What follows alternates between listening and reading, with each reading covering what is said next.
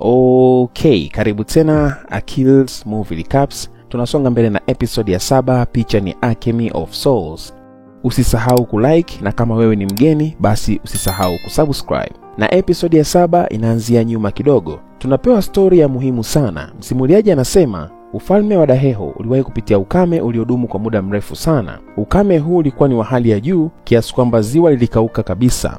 Na wachawi wa Daheho wakafanya tambiko ili kuondoa ukame huu.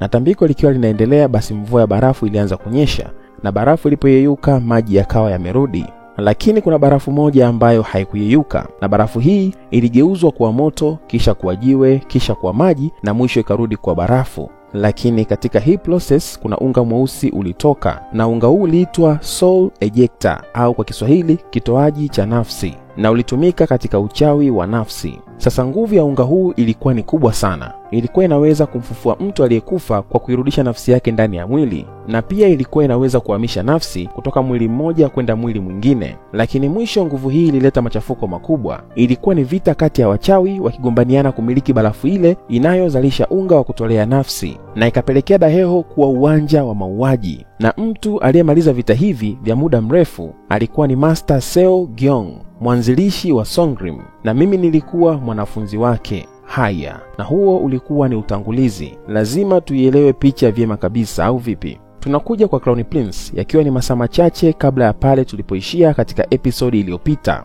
Bwana mkubwa bado anaumia. Kukataliwa na Mudoki inamuuma sana. Akikumbuka aliitwa mtu yote ndio ana mind kinoma yani. Mtukufu, hii ni pombe ya mdalasini na tangawizi. Inanukia kweli kweli. Anapoambiwa hivyo, anamkumbuka tena Mudoki alivyosema inanuka. Kajinga kweli. Kuna kitu kinakusumbua mtukufu? Ni uchafu wa Mudoki. Naona umeninasa. Harufu haiishi. Huyu ananusa, anasema mbona inanukia vizuri mtukufu? Hajui mwenzake anamaanisha vingine yani. Sawa, toka. Sawa mtukufu. Sasa mtumishi wake anapotoka, Crown Prince anabaki akimuwaza sana Mudoki. Anawaza kwamba amemsaidia, amempa nguo za gharama, lakini binti hana shukrani. Akiwa anawaza, ghafla mishumaa inacheza na anasikia sauti ya mtu. Nimekwambia toka nje. Anapoangalia, anashangaa ni Mudoki. Mudoki mchafu, umeingiaje humu ndani? Nimetumia ule mdoli ulionipa. Kuna kitu unahitaji? Umeniwaza mtukufu, ndio maana nimekuja kukuona. Unamaanisha unakijua ninachokiwaza? Mudoki hana majibu. Sawa, ngoja nikupatie pombe ya mdalasini. Hii ni nzuri kuliko ile ya siku ile. Crown Prince anampa tena pombe, na Mudoki anapoinusa anaisifia kwamba inanukia vizuri sana, na anakunywa bila shida yoyote. Crown Prince anamcheki kwa jicho la tatu kwamba mbona hii haiko sawa. Natumai utaendelea kunifikiria kama hivi leo, nami nitakuja kila utakapofanya hivyo. Crown Prince anamcheki sana Mudoki. Anaona kabisa kuna kitu hakiko sawa. Ananyanyuka na kuanza kumsogelea Mudoki taratibu. Anamuuliza, unajua ni kwa nini nakuwaza sana? Binti hana majibu. Ni kwa sababu wewe ni Mudoki mchafu, lakini sasa hivi siuoni uchafu.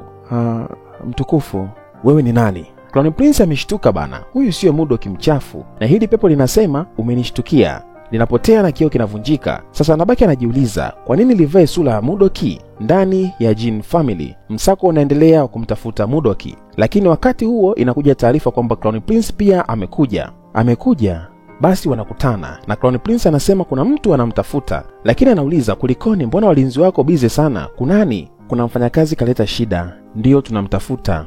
Mfanyakazi? Sio mfanyakazi wetu, anaitwa Mudoki, ni mfanyakazi wa Jang Family, na mimi ndo namtafuta huyo. Nini kimetokea? Yule mfanyakazi amevunja kitu cha thamani cha kutengenezea pete za ndoa. Sasa anamsimulia Crown Prince kwamba baada ya mama kuamuru afungiwe, inaonekana alitoroka akiwa anaogopa adhabu, na kwa sababu hajaonekana atakuwa ameshatoroka nje, kwamba Mudoki ametoroka na ujasiri wake ule. Taarifa inakuja tena, Seo na Donggu wamefika. Seo anapomuona Crown Prince anamuuliza, umefuata nini hapa? Kwani wewe umefuata nini? Kuna mtu namtafuta. Usinambie na wewe unamtafuta Mudoki? Ndiyo. Mshangao sasa. Kila mtu leo anamtafuta Mudoki, na sisi tunafahamu yuko ndani ya kioo, au sio? Sasa Yeon inabidi asimulie tena story yake ili wakina Seo pia wajue ni nini kinaendelea. Seo, kwa nini unamtafuta Mudoki? Mimi pia nimeona mauzauza kama wewe mtukufu. Kumbe naye Seo alipokuwa ametulia akiwa anamuwaza sana Naksu, alitokewa na Mudoki. Umeingiaje hapa? Nimekuja kwa sababu unaniwaza. Seo anashtuka sana, lakini baada ya kuzungumza kidogo naye anamshtukia kwamba huyu sio Mudoki, na alipotaka kumbusu Seo akamtandika kombola la maana na kioo kikawa kimepasuka, lakini hakuwa Mudoki, ni mauzauza. Ina maana na mimi nimeona mauzauza. Basi upande wa pili kwa Master Yeo na Park Jin. ni kweli haujui ni wapi jiwe la barafu limefichwa? Kwa nini? Unahisi kuna mtu amelipata jiwe ndio anafanya huu uchawi wa nafsi? Njia pekee ya kufanya uchawi wa nafsi pasipo kufika level ya Wansu ni kwa kutumia jiwe la barafu. Na uhakika kuna mtu amelipata jiwe na ameanza kulitumia. Kama ni hivyo basi ni hatari. Hatuwezi kuruhusu machafuko ya miaka 200 iliyopita yajirudie tena. Wakati huo ndani ya jumba la kifalme, Jinmu anapokea boksi ambalo ndani yake kuna ule unga wa kufanyia uchawi wa nafsi. Na baada ya Enuchi kuondoka, anamwambia msaidizi wake afanye haraka kutafuta mtu wa kumbadili huyu. Nafsi yako itaingia kwenye mwili huo, kwa hiyo uchague kwa makini. Sawa mkuu. Lakini jamaa anasema moyoni, sijafanya kazi na Danju ili nije kuhamishiwa kwenye mwili wa Enuchi. Nitamtumia Naksu kupata mwili ninaoutaka. Haya, na hapa ndipo tulipoishia katika episodi iliyopita. Yuki anaomba samahani kwa kile mfanyakazi wake amefanya. Mama anakubali na kumsamehe na kisha anamruhusu kuondoka. Lakini Yuki anakataa kuondoka na badala yake anaomba ruhusa ya kumtafuta Mudoki ndani ya nyumba hii. Anadai kwamba anataka kumkamata ili awarudishie mali yao. Eti, si ni mdhaifu na ana miguu mifupi, hawezi akawa amefika mbali. Mama anampa ruhusa, lakini Yuki anaomba wamfungulie store ya uchawi akaangalie kama Mudoki hayupo kule. Kila mtu anashangaa ili ombi la Yuki, maana ile sehemu ni private sana. Lakini anyways, mama anakubali na kuwaleta mpaka mlangoni. Mlango huu hauwezi kufunguliwa na mtu nje ya familia yetu na uhakika hayupo humu ndani. Lakini nimemwona kimazingara, labda ulikuwa unaota. Una uhakika ni mauzauza yaliyotoka humu? Mimi pia nimemwona, yalikuwa ni mauzauza yamevaa sura ya Mudoki. Yuki anasema kwa kuwa vitu vya kichawi vinavyoweza kuleta mauzauza viko humu ndani, awape ruhusa tu wahakikishe. Mama anakubali, lakini anawapa onyo kwamba humo kuna vitu vya hatari. Wakiingia wanaweza wasitoke salama. Young Master, ni hatari sana. Nitaenda pamoja naye. Seo kajitolea bana. Na mimi naenda. Watu wanashangaa, Crown Prince tena? Naenda kuenjoy. Hii ni nafasi ya kipekee sana hii. Haya, madamu anawafungulia mlango na baada ya mlango kufunguka, anawaruhusu kuingia ndani, lakini anawapa lisali moja tu wawe wametoka. Wanaingia ndani mtu 3, Jang Yuki, Seo na Crown Prince, na mlango nyuma yao unafungwa. Wanapofika ndani, Crown Prince anakuwa anaongea sana. Kwa hiyo hii ndio store ya uchawi. Wanasema kila kitu humu kina thamani kubwa ambayo huwezi kununua kwa pesa. Embu nyamaza basi, enjoy kimya kimya. Kwani ni vyako hivi? Kama una enjoy sana, si uvishike basi. Kiongozi kasema tusishike chochote humu ndani. Hizo ni sababu tu, sema tu unaogopa. Mr. Misifa anapeleka mkono, anakoswa vidole, anajificha nyuma ya Yuki. Hiki nini tena? Anakuja Seo, jamani, kwema? Kwani wewe hujashtuka? Nimeshtuka, humu kuna giza, kuweni makini. Huyo anaondoka zake. Kweli ameshtuka huyu?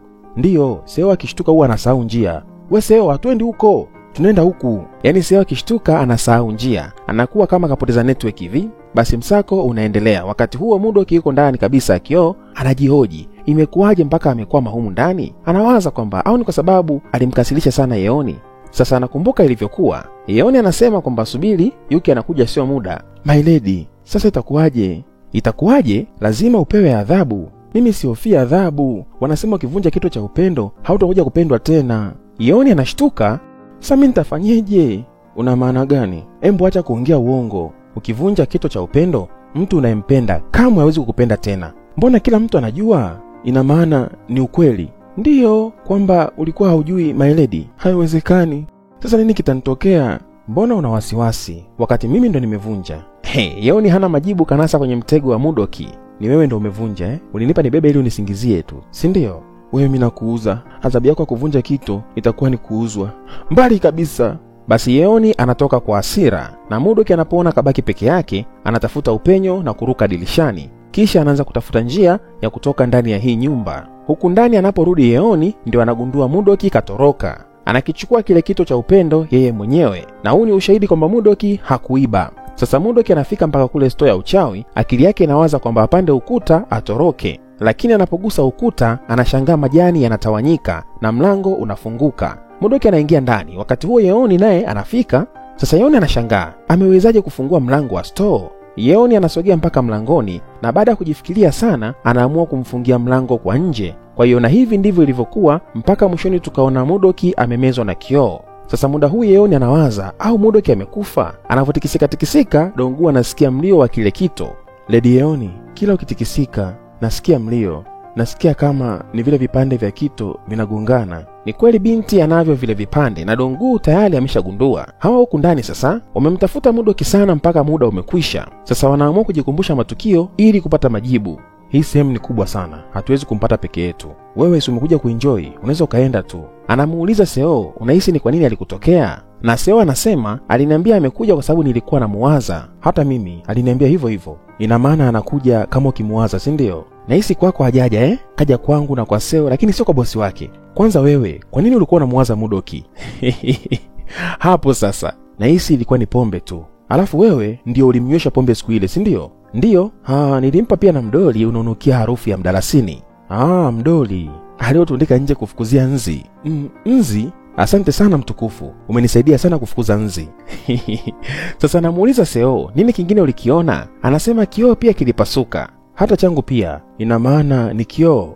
Basi hapo ndio wanapata idea kwamba shida yote ipo kwenye kioo, na hivyo wanarudi tena mpaka pale kwenye kioo, na kweli bana kioo hiki kinaanza kuongeresha. Ndio yale mauzauza. Sasa wanaleta taarifa kwamba Mudoki amekwama ndani ya kioo. Hawajamuona, lakini wana uhakika yuko ndani ya kioo. Amemezwa na kioo cha mawazo. Mawazo ni kioo ambacho kinatumia vioo vingine kutengeneza kopi ya mtu unayemuwaza sana. Basi Seo anaomba kioo kitolewe nje ili waweze kumtoa Mudoki, maana mule ndani nguvu zao hazifanyi kazi. Haiwezekani. Kama kimemeza mtu ni hatari sana kukitoa nje. Nakupa amri kama Crown Prince, kitoe kioo nje. Tunao ubao unaotupa mamlaka ya kupinga hata amri ya mfalme. Sasa hapa inakuwaje? Yuki kabaki ndani, amekataa kutoka bila Mudoki, na mama anataka kufunga mlango hapa, na mchumba wa mtu kabaki ndani. Yeoni inabidi kufunguka sasa. Mama, nimekipata kito. Seo anashangaa, nahisi Mudoki ya kuiba, kwa hiyo nakuomba ukitoe kioo ili tumtoe Mudoki humo ndani. Zanyuki atakufa kama ukimfungia.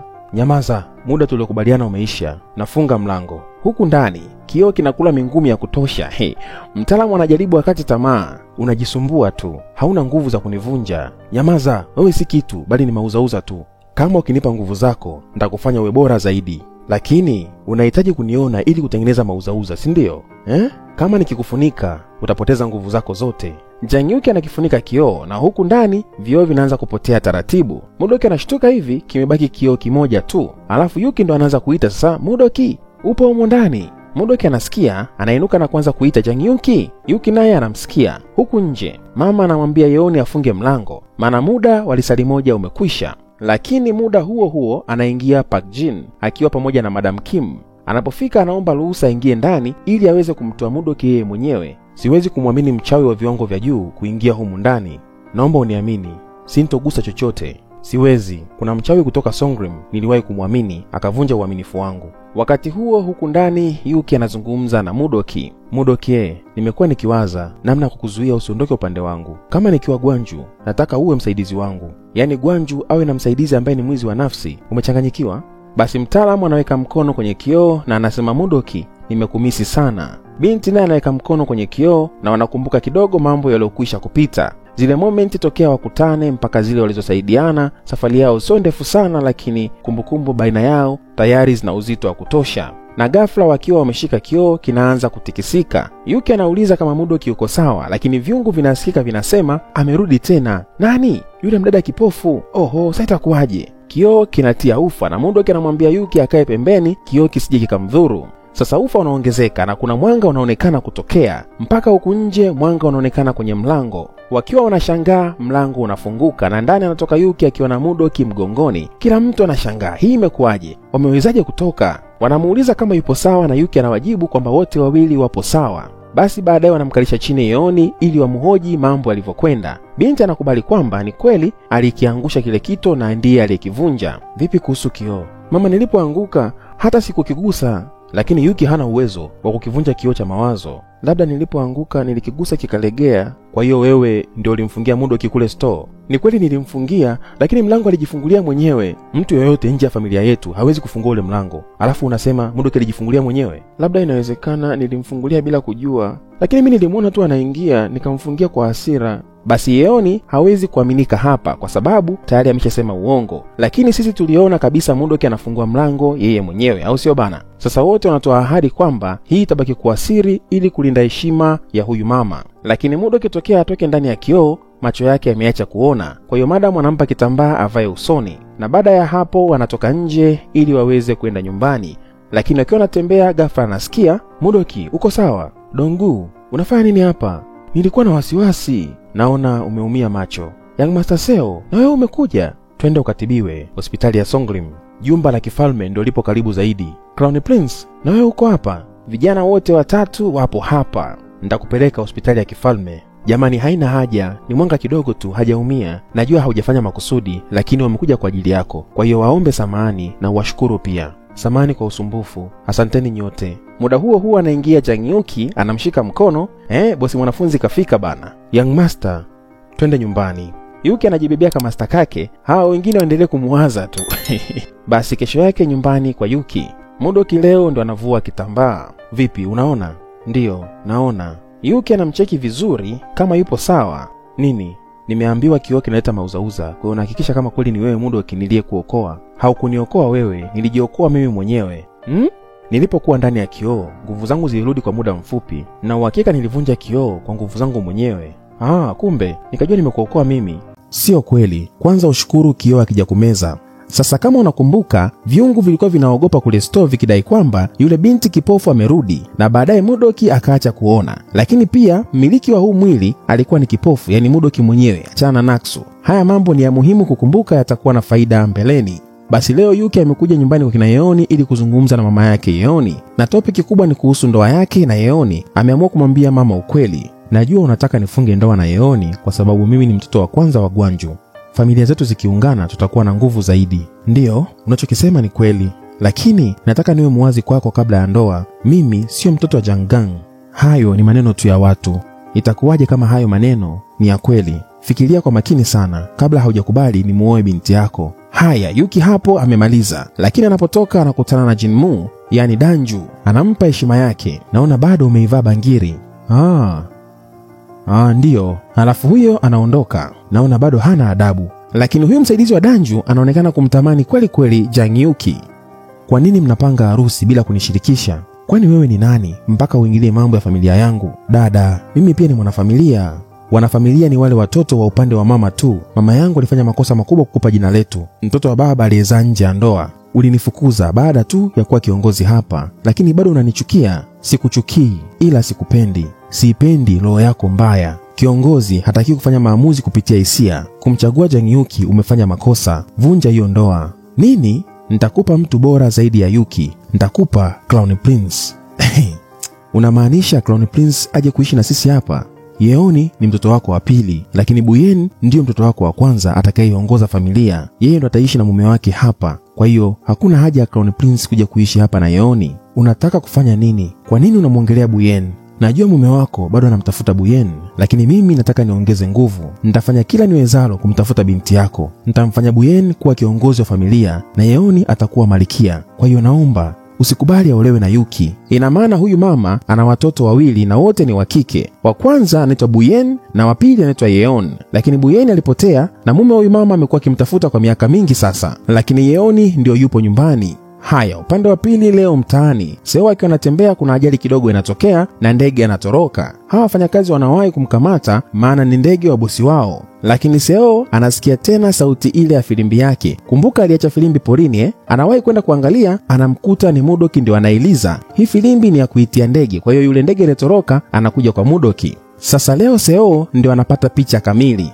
Anakumbuka baadhi ya mambo yaliyotokea huko nyuma, baadhi ya maneno ya Mudoki, na leo ndo anapata uhakika kwamba Mudoki ndiyo Naksu mwenyewe. Japokuwa binafsi naona kama amechelewa sana kugundua, maana ilikuwa wazi toka kitambo, au nakosea? Hebu niambie kwenye comment hapo chini. Wanakuja wale wafanyakazi, wanamchukua ndege wao na wanamshukuru Mudoki, alafu binti huyo anaondoka zake bila kumuona Seo. Basi akiwa mitaa sokoni anahisi kuna mtu anamfuatilia nyuma. Mudoki anakimbia mpaka uchochoroni, anapochungulia nyuma anashangaa hakuna mtu. Anapogeuka aondoke sasa, jamaa hili hapa. Leo Mudoki hana ujanja. Na jamaa lina ushahidi kabisa kwamba wewe ni Naksu wewe, hii ni picha yako hii. Kumbe upo hai Naksu. Naksu leo kimeumana. Lakini kidogo hivi tunamuona tena anafika kwa Jang Yuki. Katokaje pale tutafahamu tu, lakini mtaalamu analalamika sana kwamba Mudoki kachelewa kufika. Kamsubiri sana tokea mchana, lakini jioni hii ndo anafika. Sasa Naksu anamwambia Yuki kwamba badala ya kwenda kule polini, leo waende sehemu tofauti. Wapi? Kuna tempo fulani kwenye msitu wa mianzi. Twende huko. Naksu anakumbuka sasa kumbe walizungumza na huyu jamaa na akamwambia kama akimleta Yuki kule tempo hatomuua. Kwa hiyo hapa Yuki anaenda tempo kuuzwa. Ile ndoa haitafanyika. Nimewapa sababu ya kuiahirisha. Sawa. lakini Madam Kim alikuwa ameshapokea kile kitu, kwa hiyo nimetengeneza kitu kwa ajili yetu. Yuki ametengeneza vitu hivi kwa ajili yao kama master na mwanafunzi wake. Anamgawia Naksu kamoja na yeye anabaki na kamoja. Sasa hii kitu inamfanya Naksu ajifikirie sana kumuuza, maana mtaalamu anaonekana kabisa kwamba anamjari Jang Yuki. Hapa ndio tunaagana. Yuki anashangaa, hii mambo gani tena? Narudi tena nilikotoka. Lakini sio nikutelekeza. Nimekutana nao tena leo. Wanajua mimi ni nani. Wameniambia nirudi.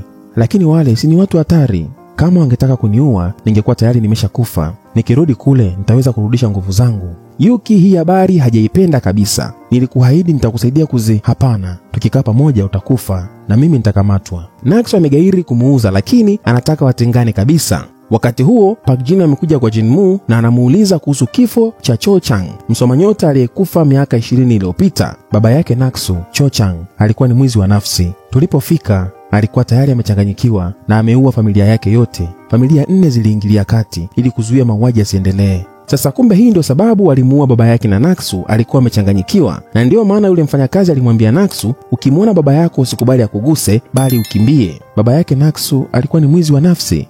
Najua kwa macho ya mtoto alituona sisi ni wauaji kwa kumuua baba yake, lakini hakuwa anaelewa kinachoendelea, na mwisho akawa assassin ili kulipa kisasi. Lakini umekuja kuniambia nini? Kuna kitu umekumbuka kuhusu Naksu? Seo hana majibu, lakini sasa anaelewa kwa nini Naksu alikuwa na hasira, maana leo kapata picha kamili ya matukio. Upande wa pili kimeumana. Park Jin anasema Jinmu alimchukua mtoto wa Cho Chang na kumgeuza kuwa assassin, na ndio sababu Naksu alipokamatwa aliuchoma mwili wake haraka ili isije kugundulika Naksu ni nani. Ngoja nikwambie ukweli kilichotokea miaka 20 iliyopita. Hachana na hizo stori zako. Sasa Jinmu anaanza kumpa stori kuhusu mambo yalivyokuwa, kwamba miaka 20 iliyopita kuna rekodi moja ya nyota ilipotea, lakini kwa bahati tukafanikiwa kuipata. Rekodi inahusu nini? Jinmu anasema ni rekodi ya siku Doa, mke wa Gwanju, alijifungua mtoto aitwaye Yuki na kupoteza maisha. Cho Chang ndio mtu aliyerekodi siku hile, na mimi ndio mtu niliyepata rekodi ile. Sasa anachomoa rekodi moja hapa, lakini Park Jin anakumbuka maneno ya Jangang kwamba rekodi ya siku ile ameificha na iliyopo humu ni feki.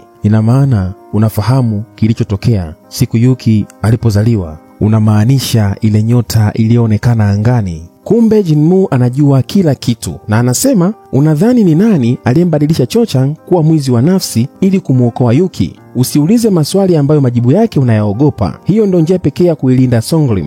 Leo Park Jin naye kapatikana, sio kila siku Master Heo tu bana, au sio? Hii kifahamika, Songlim itaingia kwenye shida, maana wahusika wakuu ni Gwanju mwenyewe na mtoto wake. Kwa hiyo hii kifahamika, hii itakuwa noma. Wakati huo upande wa pili, mzee mzima anamsubiri Naksu na Jang Yuki. Ameamua kuhamisha nafsi yake kwenda kwenye mwili wa Jang Yuki. Nani anataka kuingia kwenye mwili wa Enuchi? Sasa Park Jin anakuja kwa Madam Kim, anamuuliza, miaka 20 iliyopita, je, Jangang aliweza kujifunza uchawi wa ajabu? Je, alifanya uchawi wa nafsi, yani Alchemy of Souls? Anamuuliza Madam Kim, maana yeye ndo alikuwa mtu wa karibu wa Jangang. Wakati huo huku Naksu kafika, lakini bado anamsubiri Jang Yuki. Mbona anachelewa? Naksu anaangalia nje, anasema naona mvua imeanza kunyesha, karibu afike. Mzee anachomoa upanga. Wasimletee utani, mzee anataka kuwa handsome boy leo. Yuko serious. Kwa kuwa Danju hajafika mpaka sasa, na uhakika ni wewe peke yako unayejua kuhusu mimi. We mpuuzi, moto unawaka. Naksu anajaribu kupambana na mzee mzima, lakini kwa sasa hajiwezi. Jamali na nguvu hili sio mchezo. Linamshambulia kwa uchawi, lakini Yuki anazuia, na mechi inaanza upya hii. Lakini kumbe muda ule Naksu alimwambia ukweli Yuki kwamba alikuwa anaenda kumuuza, kwa hiyo arudi nyumbani. Lakini Yuki akakataa na kuamua waende wote pamoja. Kwa hiyo huu ni mpango wao sasa. Wakimuua huyu mtu, itabaki kuna mtu mwingine anayejua siri yao. Sasa wanaanza kupigana, msaidizi wa Danju na Jang Yuki. Lakini hili jamaa limeiva sana, linawakalisha wote wawili. Naksu angekuwa na nguvu zake, huenda ingekuwa mechi nyepesi sana. Dakika 2, dakika 1 ingekuwa mshamaliza. Lakini kwa hapa wote wanazidiwa. Na Yuki anapoona amezidiwa, anaamua kutoka nje. Sasa huku nje kama unavyoona kuna mvua. Kwa hiyo mpango wao ni kwamba kama mvua ikinyesha, Yuki aje, alafu atumie tansu kumshinda huyu jamaa. Anavua bangili kwanza ili nguvu zote zijae. Jamaa anakuja, lakini Yuki anamzuia. Sasa ni wakati wa kutumia tansu. Yuki anatakiwa aujaze upanga huu nguvu, alafu auweke ubapa ili matone yatue juu yake. Sasa anapeleka kitu hicho, na hii ndio tansu yenyewe. Kitu mzee mzima Charlie. Hii kombola sio poa. Na hapo kumbuka Yuki bado hajui tansu vizuri. Angekuwa anajua vizuri, basi jamaa angekuwa tayari ni marehemu huyu. hapo kazi imeisha bana. Mtu na master wake hatimaye wamefanikisha jambo lao, au sio? Lakini kumbe bado mzee hajakata tamaa. Kainuka tena kibishibishi yani. Alafu anaforce sasa kufanya kitu kinaitwa uchawi wa nafsi. Hiki nini tena? Uchawi wa nafsi. Yuki anashtuka, jamaa hataki kuwa Enuchi bana, anataka kuwa handsome boy Yuki, au sio? Kwa hiyo mavitu zinainuka. Yuki anachomokea wapi hapa? Naxo anamkumbatia, huenda labda anaweza kuzuia asichukuliwe, lakini moshi unaposhuka Yuki anazama ndani ya Akemi. Hii ni mara yake ya kwanza, ndio anashangaa hii kitu. Na upande wa pili mzee mzima anaingia ndani ya Akemi. Leo kwa Yuki kimeumana. Jamaa anafurahi, huyo anaenda kuwa handsome boy. Yuki anacheki juu yake ni kama yuko shimoni hivi, na akiwa humu ndani anajiuliza, ina maana nafsi yangu ndio inahamishwa hivi? Itakuwaje kwa bwana mdogo Young Master Yuki? Tukutane tena katika episodi ya 8. Katika hii hapa ya 7 sina la ziada. Niseme tu usisahau kulike, usisahau kushare, usisahau kusubscribe. Katika hii hapa sina la ziada. See you on the next one.